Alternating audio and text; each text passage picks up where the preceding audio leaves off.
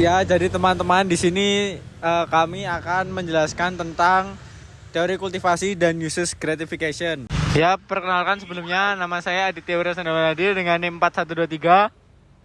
Nama saya Fahrudin Zudi dengan NIM 24964129. Dan saya Rias Sekar Pangestu dengan NIM 24964133. Saya akan menjelaskan teori kultivasi. Teori kultivasi adalah teori komunikasi massa yang dikembangkan oleh George Bernard pada 1960-an. Teori ini menjelaskan bagaimana paparan media, terutama televisi, secara terus-menerus dapat membentuk persepsi seseorang tentang realitas sosial. Jadi di sini konsep teori kultivasi ada 3, yaitu mainstreaming, resonance, dan juga mean world syndrome.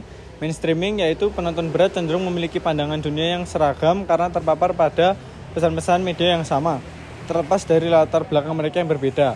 Kemudian ada resonance, yaitu ketika pengalaman pribadi seseorang selaras dengan apa yang ditampilkan di media, efek kultivasi akan lebih kuat. Kemudian yang terakhir ada mean world syndrome, yaitu konsep yang dikembangkan Gardner menggambarkan kecenderungan penonton berat menganggap dunia lebih berbahaya daripada kenyataannya. Implikasi teori ada 3, yaitu yang pertama, media tidak langsung mengubah perilaku, tapi membentuk persepsi jangka panjang. Lalu yang kedua, media massa berperan dalam membentuk realitas simbolik yang dianggap nyata oleh masyarakat. Lalu yang ketiga, berpengaruh dalam konteks opini publik, stereotip gender, etnis, dan bahkan pandangan politik. Lalu masuk ke contoh teori kultivasi. Nah, contoh teori kultivasi ini, yang pertama, ada seseorang yang sering menonton berita kriminal menganggap dunia ini penuh kekerasan. Lalu yang ketiga, penonton sinetron yang terus-menerus menampilkan wanita sebagai objek bisa memperkuat stereotip gender.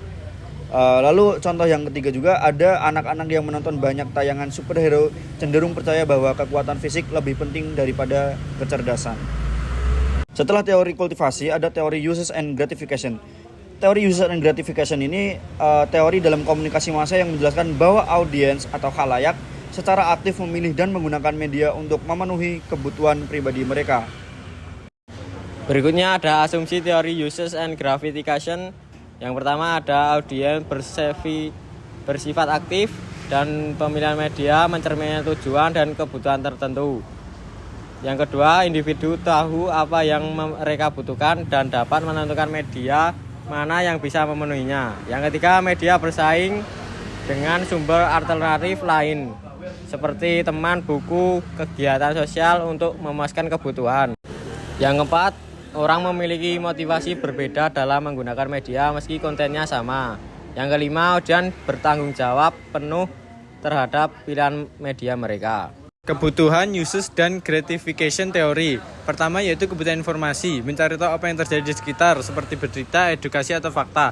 Yang kedua, kebutuhan identitas pribadi, memperkuat nilai status dan kepribadian diri, seperti menonton tokoh yang menginspirasi. 3. Kebutuhan integrasi sosial dan interaksi, untuk merasa terhubung dengan orang lain atau untuk menjadi bagian dari kelompok, seperti menonton acara populer agar bisa ikut ngobrol. Dan yang terakhir ada kebutuhan hiburan, yaitu untuk relaksasi, peralihan dari masalah, atau sekedar kesenangan, seperti menonton film. Kemudian contoh di era digital, yaitu Instagram seperti untuk identitas diri dan interaksi sosial, YouTube Edu untuk informasi dan pembelajaran, TikTok untuk hiburan dan pelarian dari stres, dan yang terakhir ada podcast relaksasi pribadi untuk wawasan baru. Terima kasih, sampai jumpa.